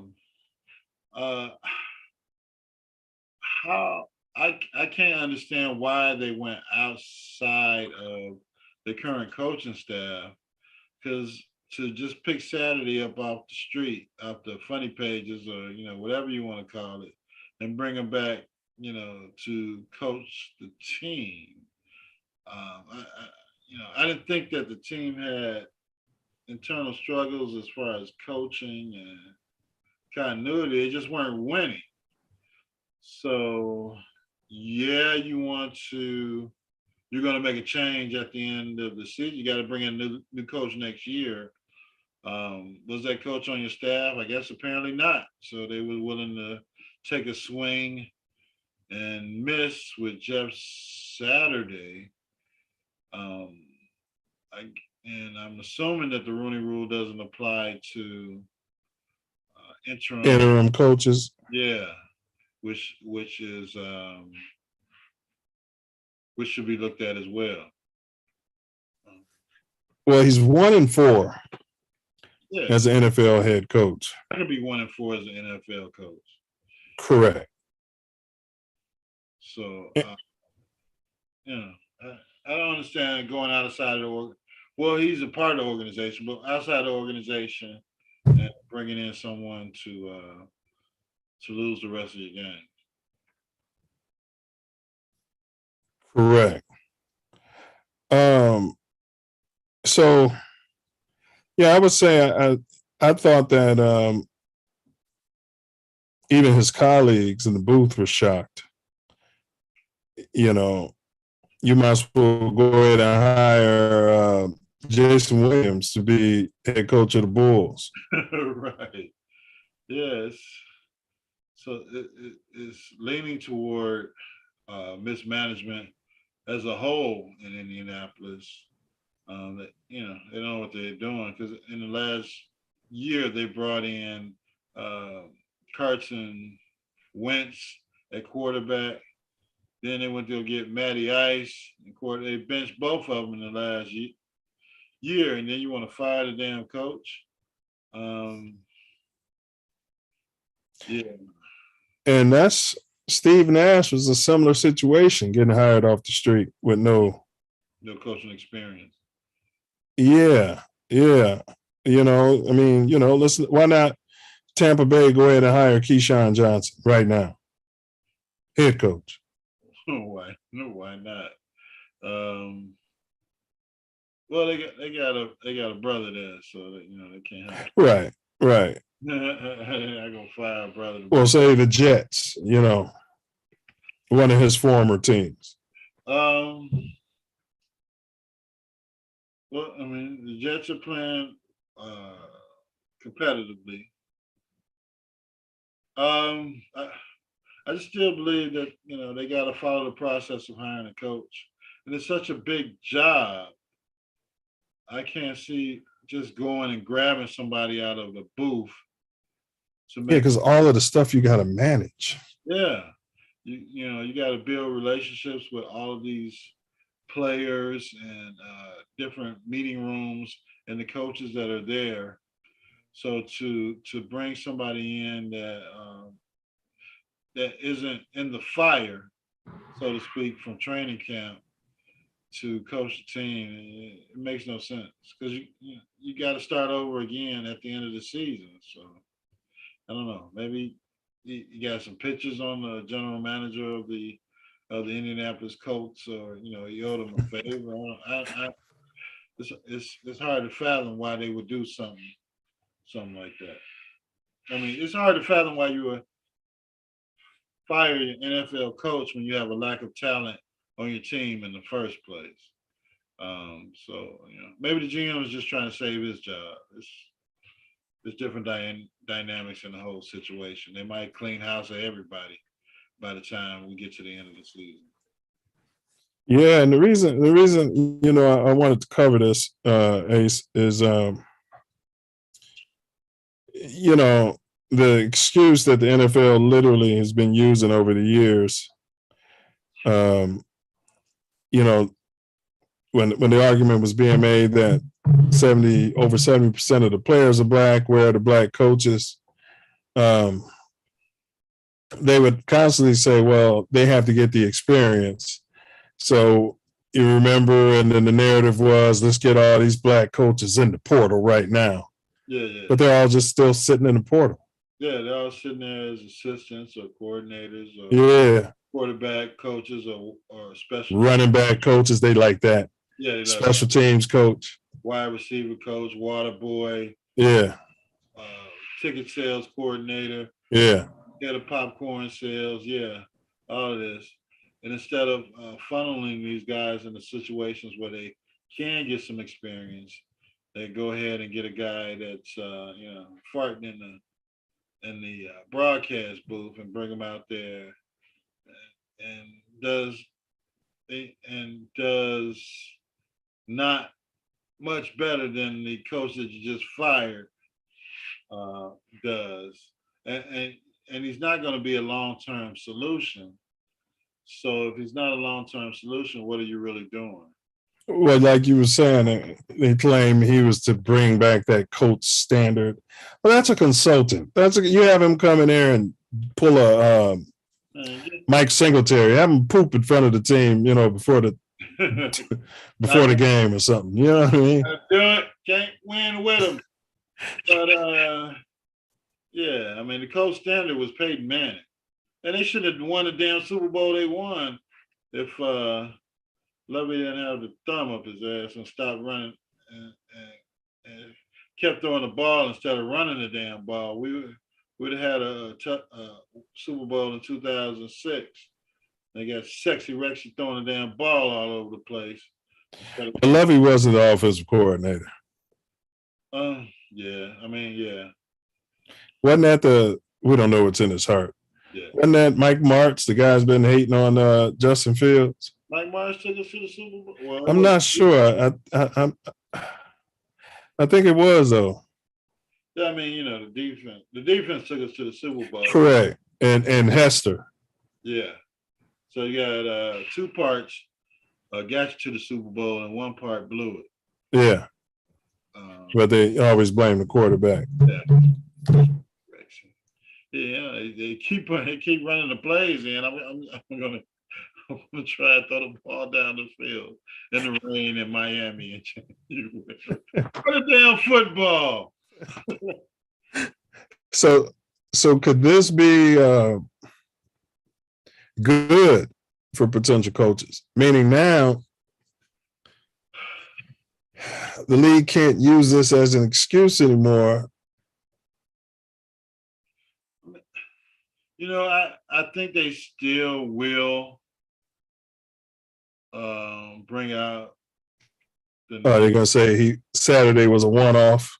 Yeah, Pink is right, and you know, he knows the organization, and it was just temporary. I don't think it's temporary either. I think they circumvented the Rooney Rule. But go ahead, bro. If they did, then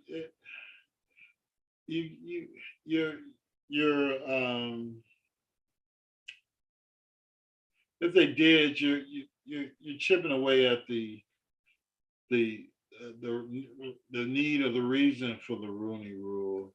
If you can just go and grab anybody off the street just because they were quote unquote part of the organization and bring them in and lose games, he doesn't have the experience.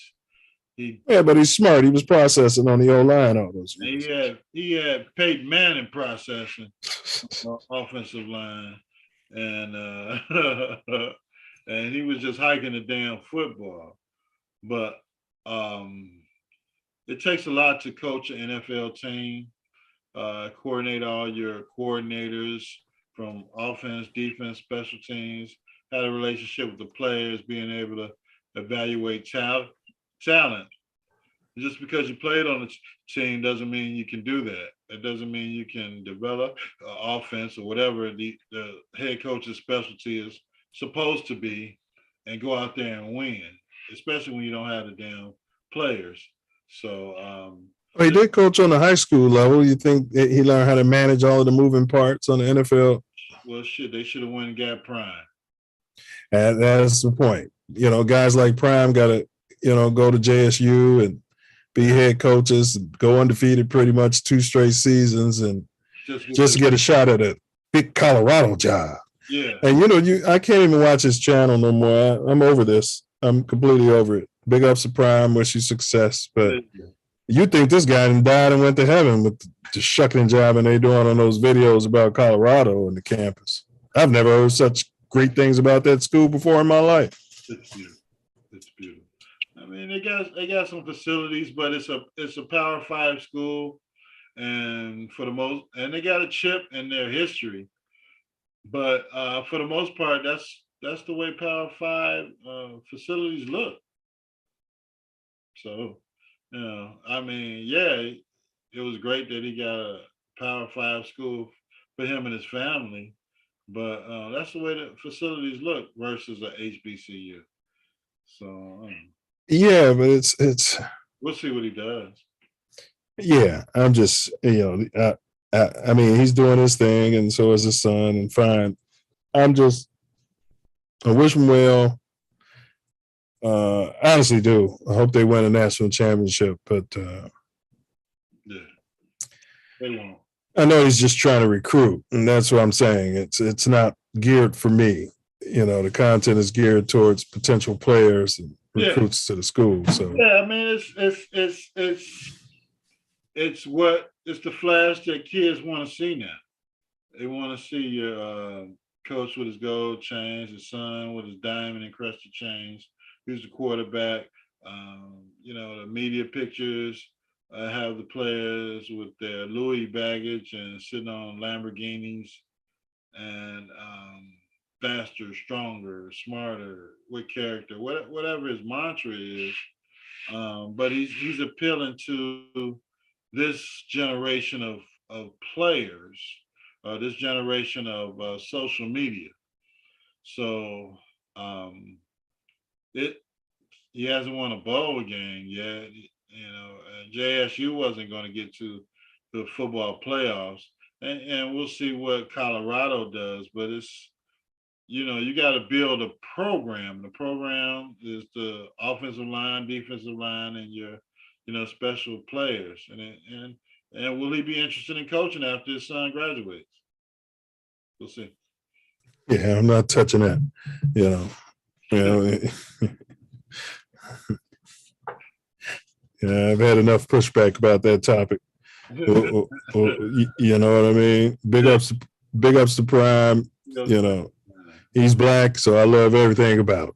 You know what I mean? Hopefully, he can get all the players that he wants, and opportunities for these particular players, and send some money back to JSU.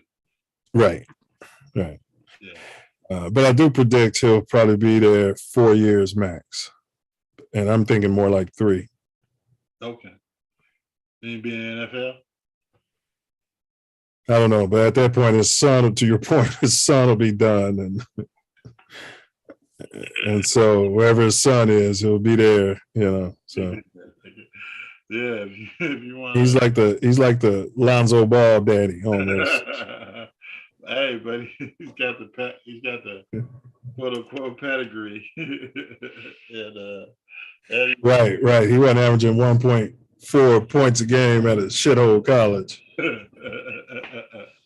Well, I mean, I know that Colorado was 1-11, so it was a great opportunity. You gotta, you gotta be looking up from 1-11. They were 1-11, bro. They coming off 1-11. Coming off 1-11, man. That's why he comes into the press conference like, "Hey, you guys gotta head into the portal."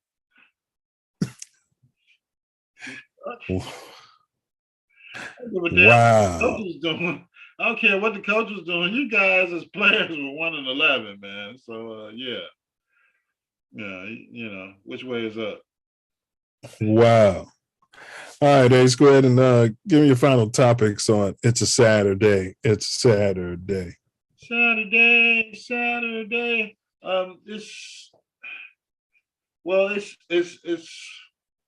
It's definitely Christmas Eve on Saturday, but it's a shame that here in 2022, we still have to invoke the Rooney Rule to get coaches interviews, and all of these 32 NFL teams are circumventing the Rooney Rule to hire whoever they want to hire. You got good coaches out there that deserve the chance to coach on the NFL level. You got the what's his name, Flores from Miami, who was fired last year from the Miami Dolphins. Yeah, is that Mike Flores? Is that the same one whose dad coached for Detroit for 100 years? No, I really don't know, but I know he's the guy that sued the NFL. Miami embraced him this year. I guess dropped the lawsuit or whatever. I don't know what's going on as far as that's concerned. But you got coaches that has relationships with players that deserve shots that they're not getting. These offensive coordinators that are on these elite teams aren't getting really opportunities. Yeah, they might get some calls or interviews to coach, but they're not really being considered for head coaching positions. They're getting interviews on Zoom. They're not even getting flown in. Yeah. So, you got these teams that really aren't living up to the letter of the Rooney Rule. They're willing to circumvent it anyway. They'll come up with this crap about somebody already being part of the organization, so they want to bring them back in to bring back this flavor of what we used to do. Come on, man. Indianapolis Colts were stolen from Baltimore, came to Indianapolis. The Bears gave away a Super Bowl to them in 2006. So don't tell me about the history of the team when you really don't have a history. So I believe that these teams need to give these coaches a shot. We know there won't be an opportunity in Dallas no matter what happens. And that's the reason for the Rooney Rule. There are some NFL coaches that are getting hired on an interim basis, or like you have in Carolina. But his job is going to be up for consideration after this season. You had in Tampa Bay, Arians retired, so they basically gave Todd Bowles the coaching position there. But they're in shambles because the quarterback is 150 years old, so he's going to get blamed for that. The Jets fired San Diego fired their black coach during the COVID years because he couldn't get it done, and you got a coach there with pretty much the same record that got hired. Yeah, but the black coach couldn't handle that new quarterback. Get the frick out of here. This guy's got the same damn record, and he got Khalil Mack in another year with his quarterback in the offense. So couldn't teach him how to process. Yeah, get the frick out of here. So it's the ownership and the ownership in the room and the general managers in the room, and until there's some sort of diversity and ownership in the GM position, you're pretty much going to have the same results every year. And if the NFL doesn't want to expound on the Rooney Rule or come with some other rule to allow these melanated coaches to get an opportunity, it's never going to happen. So that's my final say on Mouthpiece. Well, I'm going to call flat out BS on that move. My final words are brief. I want Jeff Saturday to go to the NFL studios or ESPN and give an honest take. Give me a take on this whole situation as though it didn't involve you. Imagine if it was some colored guy. Imagine if he hired Terrell Owens or somebody. What would your take be, Jeff Saturday? He should be fired. Yeah. Yes. He's desecrating the Rooney Rule. He's blowing opportunities for other black guys because he's going to suck. He's not prepared. You could take any NFL player of a melanated hue with no coaching experience outside of high school and a couple years at it at that. Probably at some prep school where they were getting all the recruits, What would he say? What would his take be? Now, I asked myself, would I have taken a job? And I'd probably say, yeah. I mean, here's opportunity. He's interim. Now, I think it'll be a real foul, and I'll end it at this. If he ends up 1-7 or 1 whatever for his coaching career, and then they ink him to a long-term deal. If you wanted to bring this guy in, establish a culture, make him an offensive lineman, assistant coach or something.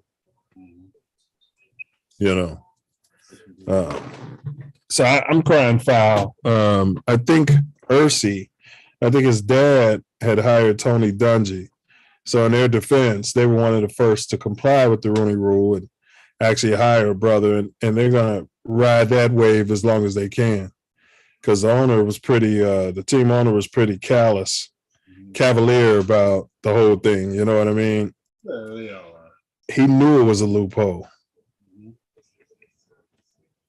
They all are. Now, if my man had gone undefeated, then yes, they would have did obviously they would hire him full time.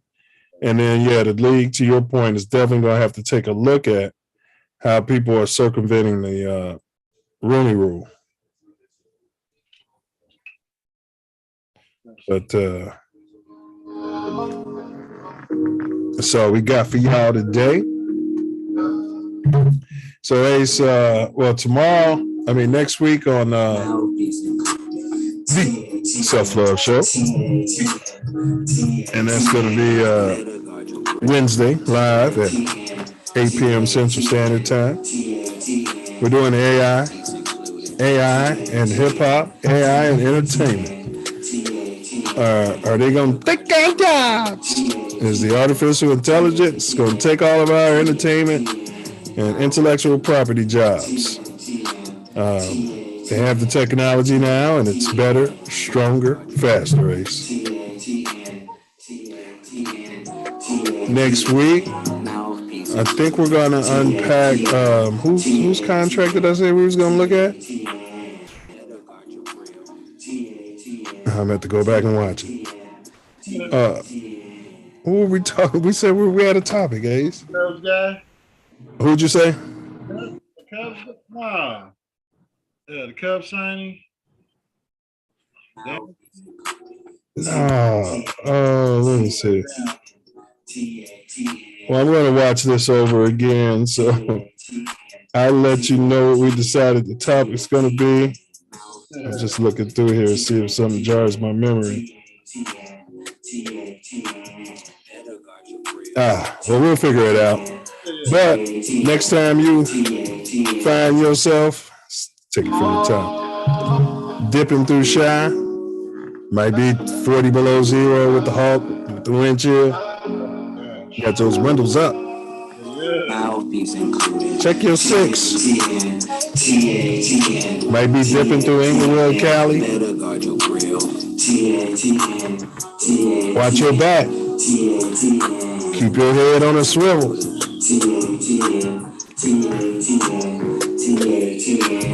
Guide your grill. Knuckle up. Mouthpiece included. Wise guy, huh?